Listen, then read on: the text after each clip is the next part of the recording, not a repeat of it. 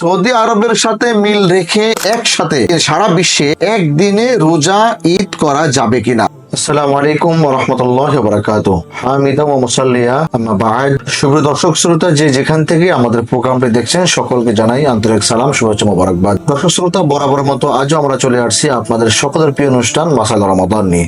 মাসাল রমাদানের এই পর্বে আপনাদের সকল প্রশ্নের উত্তর পেশ করবেন হাফেজ মাওলানা মুফতি মাহমুদুল হাসান দামাত বারাকাতুহুম, শিক্ষা সচিব মারকাজুত তালিম আল ইসলামী, গুলশান, ঢাকা। চলুন আমরা মোহতারামের কাছে পরিচয় আসি। আসসালামু আলাইকুম ওয়া রাহমাতুল্লাহি ওয়া বারাকাতুহু। ওয়ালাইকুম আসসালাম ওয়া রাহমাতুল্লাহি ওয়া বারাকাতুহু। জি মোহতারাম, আপনি কেমন আছেন? আলহামদুলিল্লাহ ভালো আছি, আপনি কেমন আছেন? আলহামদুলিল্লাহ, আল্লাহ সুবহানাহু ওয়া তাআলা খুব ভালো রেখেছেন, রমাদান রোজা রাখার তৌফিক দান করছেন, শুকরিয়া। মোহতারাম, আপনাকে আমরা অনেকগুলো পর্বে পেয়েছি, আলহামদুলিল্লাহ। দর্শকরা আপনার থেকে অনেক উপকৃত হয়েছে। আজকে মোহতারাম খুবই গুরুত্বপূর্ণ একটি বিষয় আমি আমাদের এক ভাই জানতে চেয়েছেন, যেটা শুধু এক ভাই না, মুসলিম উম্মাহ সারা বিশ্বের মুসলমানরা জানতে চান এটা। এবং বিশেষ করে আমাদের এই বিষয়টা নিয়ে মুসলমানদের ভিতরে অনেক ইখতিলাফ, অনেক মতানৈক্য দেখা দেয়। বিশেষ করে আমরা দেখি যে বাংলাদেশের ভিতরে একটা গ্রুপ বলতেছে, সেই বিষয়টা আমি আপনাকে আগে শোনাই। সেটা হলো যে সৌদি আরবের সাথে মিল রেখে একসাথে সারা বিশ্বে একদিনে রোজা ঈদ করা যাবে কিনা। সৌদি আরবের সাথে মিল রেখে একসাথে সারা বিশ্বে একদিনে রোজা ঈদ করা যাবে কিনা। জি মোহতারাম, খুবই গুরুত্বপূর্ণ একটি বিষয় আসছে। আমরাও দেখি আমাদের বাংলাদেশে, আমি প্রশ্নতে যাব আপনাকে একটু, আমি একটু কথা বলতে হচ্ছে এই জন্য, আমাদের বাংলাদেশে দেখি চাঁদপুর সহ ভোলা সহ বিভিন্ন জায়গায় দেখি এইটার উপর আমল করে যে সৌদি আরবে চাঁদ দেখা গেছে, মালয়েশিয়াতে চাঁদ দেখা গেছে, তো আমরা ওইভাবে রোজা রাখি। আসলে মোহতারাম, যদি আপনি এইটা দর্শকদের উদ্দেশ্যে এবং খোলাসা করে যদি বিষয়টা আপনি ক্লিয়ার করে বলতেন। আলহামদুলিল্লাহ ওয়াসসালাতু ওয়াসসালামু আলা রাসূলিল্লাহ। আমি যে প্রশ্নটা এসেছে এই বিষয়ে কয়েকটি পয়েন্টের কথা বলবো। জি, প্রথমত যে প্রশ্নটি দর্শক করেছে, এটা শুধু দর্শকের প্রশ্ন না, গত কয়েকদিন আগে মিডিয়াতে দেখেছি আমাদের একজন বড় রাজনীতিবিদ, জি জি, বিএনপির ভারপ্রাপ্ত চেয়ারম্যান যিনি আছেন জনাব তারেক রহমান, জি, উনিও আলেম ওলামাদেরকে একটা আহ্বান জানিয়েছেন যে এরকম একটা কোনো পদ্ধতি আছে কিনা একটু গবেষণা করে দেখে যে এরকম কোনো পথ খোলা আছে কিনা।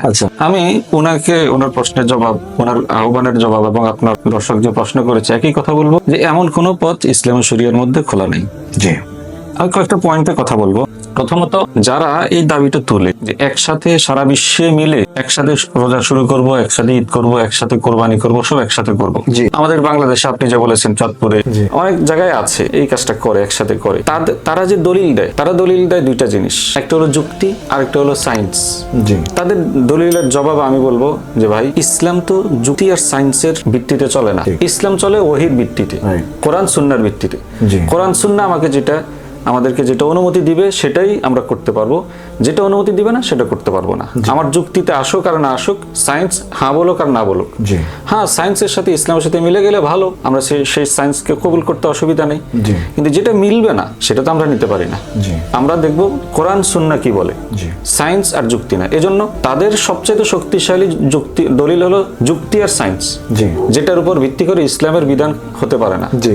এবার আসেন আমরা যদি হাদিস শরীফ দেখি, আমি আপনাকে একটা হাদিস সম্পর্কে বলবো। এই ব্যাপারে অনেক লম্বা আলোচনা, আমি খুবই সংক্ষেপে কথাগুলো বলতেছি। এই বিষয়ে অনেকগুলো হাদিস আছে, আমি শুধুমাত্র একটা হাদিস উল্লেখ করবি স্পষ্ট, যে হাদিসের মধ্যে এই ব্যাপারটা সমাধান করা আছে। যে হাদিসটা মুসলিম শরীফের 2399 নম্বর হাদিস, সহিহ মুসলিম শরীফের 2399 নম্বর হাদিস। এবং হাদিসটা সুনানে আবু দাউদের মধ্যে আসছে, সুনানে তিরমিজির মধ্যে আসছে, সুনানে ইবনে মাজার মধ্যে আসছে। একই হাদিস, হাদিসের মান একেবারে সহিহ, কোনো দুর্বলতা নাই, যেহেতু সহিহ মুসলিমে আসছে হাদিসটা। হযরত কুরাইব একজন তাবেঈ, উনি মক্কায় থাকতেন, মক্কায় বসবাস করতেন। মক্কায় তখন হযরত আব্দুল্লাহ ইবনে আব্বাসও বসবাস করতেন। উনি কোনো এক কাজে রমজান মাসের আগে সিরিয়ায় যান, শাম দেশে, তৎকালীন শাম দেশ বলা হতো, শাম দেশে যান। যে শাম দেশের গভর্নর ছিল তখন হযরত মুআবিয়া রাদিয়াল্লাহু তাআলা আনহু। তিনি রমজানের শুরুটা শাম দেশ থেকে শুরু করেন, শেষের দিকে আবার তিনি মক্কায় ফিরে আসেন। ফিরে আসার পরে শাম দেশে তিনি যখন গেছেন, তখন শামবাসী রমজানের চাঁদ দেখেছে শুক্রবার সন্ধ্যায়। আচ্ছা, ওই হিসেবে তারা শনিবার সকাল থেকে এই ঈদ উদযাপন রোজা রোজা শুরু রাখছেন। করছে। কিন্তু মক্কাবাসী শুক্রবার সন্ধ্যায় রাত চাঁদ দেখে নেয়, তারা চাঁদ দেখেছে একদিন পরে শনিবার সন্ধ্যায়। আচ্ছা। তো তারা রবিবার থেকে রোজা শুরু করেছে। আচ্ছা, হিসাব অনুযায়ী একদিন একটু ডিফারেন্স হয়ে গেছে। সিরিয়াবাসী রোজা শুরু করেছে শনিবার, মক্কাবাসী রোজা শুরু করেছে রবিবার। জি তাহলে শেষের দিকে এসে তো একদিন ডিফারেন্স হয়ে গেছে। জি, তো এই কুরাইব রহমতুল্লাহ আলাই উনি তো রোজা শুরু করেছে সিরিয়া থেকে।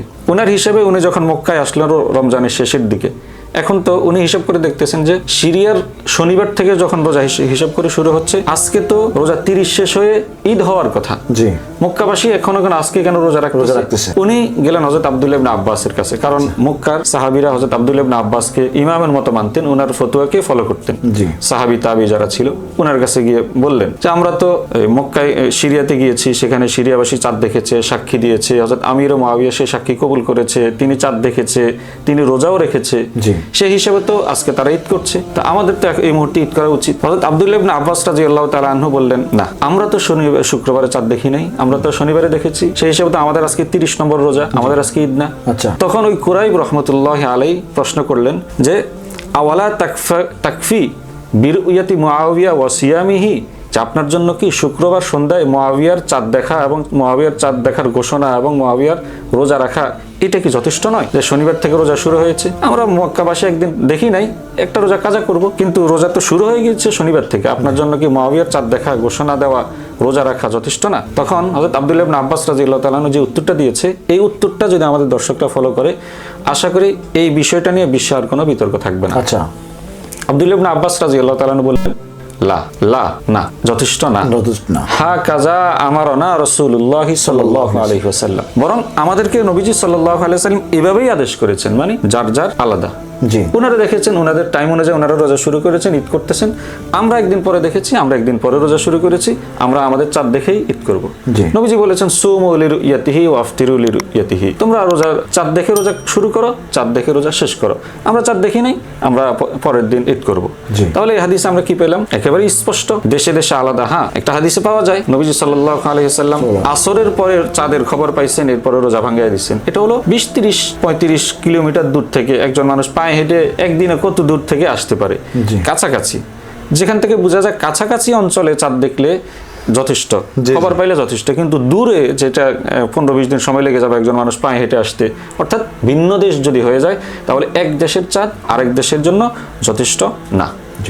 এক্ষেত্রে আমরা যদি ইমামদের মতামত চাই, মাযহাবগুলো হানাফি, শাফি সবার মতামতে একই, বিচ্ছিন্ন কিছু মতামত আছে, আমাদের হানাফি মাযহাবের বিচ্ছিন্ন মতামত আছে, কিন্তু যেটা গ্রহণযোগ্য না, গ্রহণযোগ্য এবং যেটার উপর সবাই একমত, যুগ যুগ ধরে যেটার উপর আমল চলে আসতেছে, সেটা হলো যার যার দেশ, তার তার হিসাব আলাদা, যার যার মতো করে দেখবে, যার যার মতো করে আমল করবে। এক্ষেত্রে আমি আপনার মাধ্যমে দর্শকদেরকে বলবো, আমাদের বাংলাদেশে যে ভাইরা চাঁদপুরের কথা আপনি উল্লেখ করেছেন, চাঁদপুর এবং বিভিন্ন জায়গায় দেখা যাচ্ছে, তাদেরকে চাঁদপুরে যদিও নাম বেশি হয়, আমাদের নোয়াখালীতে 2-4টা গ্রাম আছে। আচ্ছা আচ্ছা, তাদেরকে আমি আপনার মাধ্যমে বলতে চাই যে ভাই, আপনারা তো সারা বিশ্বের মুসলমানরা একসাথে ঈদ করবেন, সেই পরিকল্পনা করতে গিয়ে, সবাইকে এক করতে গিয়ে আপনি বাংলাদেশকে 2 ভাগ করে দিয়েছেন। আচ্ছা, এখন দেখা যাচ্ছে বাংলাদেশে অনেক গ্রামের মানুষ, চাঁদপুর, আপনি শুধু চাঁদপুরটাই বলেন, চাঁদপুরে সবাইকে একদিন আগে রোজা করে না, তাহলে চাঁদপুর জেলাকে তো 2 ভাগ করে দিয়েছে। রাইট, একটা দেশকে যদি যারা 2 ভাগ করে দিয়েছে, তারা সারা বিশ্বকে কি করে এক করবে? রাইট, এটা তো একটা হাস্যকর কাজ করতেছে। জি জি, এজন্য আমি বলবো যে ভাই আসেন, ইসলাম কোরআন সুন্নাহর আলোকে চলে, জি, সায়েন্স বা যুক্তির আলোকে চলে না। তাছাড়া দেখেন সারা বিশ্বে একই সাথে ঈদ করা সম্ভব না। যখন বাংলাদেশে দিন, তখন আমেরিকাতে রাত, তাহলে আমি যদি যখন সৌদি আরবে দিন, তখন ইউরোপের অনেক দেশে রাত। সৌদি আরবের সাথে মিল রেখে যদি সারা বিশ্বে একসাথে ঈদ করতে চায়, তাহলে ওরা কি রাতে ঈদ করবে? সৌদি আরবের সাথে এই মিল রেখে তো নামাজ পড়া হয় না, ফজর, জোহর, আসর, মাগরিব। সৌদি আরবের সাথে মিল রেখে তো সাহারি ইফতারি করা হয় না। আমরা যখন সাহারি করি তখন তারা ঘুমাচ্ছে, তারা যখন সাহারি খাচ্ছে, আমাদের তখন রোজা শুরু হয়ে গিয়েছে। আমরা যখন ইফতার করছি তখন তাদের বেলা 3টা, 3:30, 4টা বাজে, তখন তো তারা ইফতার করছে না। এগুলো তো মিলানো সম্ভব না। আমি প্রশ্নকারীর উত্তরে বলবো, বা আমাদের জনাব তারেক রহমান সাহেব যে আহ্বানটা জানিয়েছে, যেহেতু সারা বিশ্বে একই সাথে চাঁদ উঠা সম্ভব না, উঠে না, সেহেতু সারা বিশ্বে একই সাথে ঈদ করাও ইসলামী শরিয়া সমর্থন করে না। বাকি সায়েন্স যুক্তি সমর্থন করতে পারে, যে সায়েন্স আর যুক্তির উপরে ইসলামী শরিয়া চলে না, ইসলামী শরিয়া চলে সম্পূর্ণ কোরআন সুন্নাহর উপরে।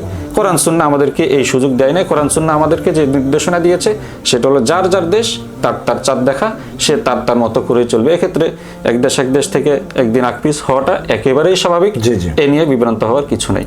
এক্ষেত্রে আমি আমাদের বর্তমান বাইতুল মোকাররম জাতীয় মসজিদের খতিব মাওলানা, শুধু আমাদের বাংলাদেশ না, সারা বিশ্বের একজন গর্ব করার মতো আলেম, মুফতি, মুহাদ্দিস, ওনার একটা প্রবন্ধ আছে মাসিক আল কাউসারের 2013 আগস্টে।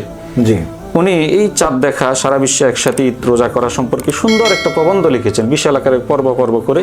আমি দর্শকদেরকে এটি পড়ার জন্য আহ্বান জানাবো। আশা করি সেখানেও বিস্তারিত আছে, আমি তো একেবারে সংক্ষেপে বললাম, বিস্তারিত আছে। আশা করি সকল সন্দেহের এখানে সমাধান হয়ে যাবে। আশা করি বিষয়টি নিয়ে আর কোনো বিভ্রান্ত থাকবে না। ধন্যবাদ মোহতারাম আপনাকে। দর্শক শ্রোতা, আমরা এতক্ষণ পর্যন্ত খুবই গুরুত্বপূর্ণ একটি আলোচনা শুনছিলাম যে সৌদি আরবের সাথে মিল রেখে সারা বিশ্বে রোজা ঈদ উদযাপন করা যাবে কিনা। এই জন্য আমি অবশ্যই বলবো যে মোহতারাম আজকে আপনাদেরকে স্পষ্ট ভাষায় মুসলিম শরীফের হাদিস, যে কুরাইব রহমতুল্লাহ আলাই একজন তাবি, প্রসিদ্ধ তাবি, তিনি যে ইবনে আব্বাসকে প্রশ্ন করেছিলেন, ইবনে আব্বাস তার উত্তর দিয়েছিলেন এবং বলেছেন না, যার যার জায়গায় সে চাঁদ দেখতে হবে, যার যার দেশে সে চাঁদ দেখতে হবে, তাহলে তার জন্য রোজা এবং ঈদ তার চাঁদ দেখে সে রাখতে হবে। এই রাসূলুল্লাহ সাল্লাল্লাহু আলাইহি ওয়াসাল্লামের এই হাদিস তিনি যে পেশ করেছেন, এটা সুস্পষ্ট মুসলিম শরীফের হাদিস। সুতরাং এরপরও আশা করি আমাদের ভিতরে কোনো ইখতিলাফ, কোনো মতানৈক্য থাকতে পারে না। এই জন্য জনাব তারেক রহমান সাহেব যেই কথা বলেছেন আমরা সেটাকে মানতে পারছি না। আমি ব্যক্তিগতভাবে আমি একজন নগণ্য মানুষ হিসাবে বলবো, সারা বাংলাদেশের মুফতিদের এবং বড় বড় আলেমদের একই ফতোয়া যে সারা বিশ্বে একসাথে রোজা ঈদ উদযাপন করা, একই দেশের চাঁদ দেখায় আরেক দেশে রোজা ঈদ পালন করা যাবে না।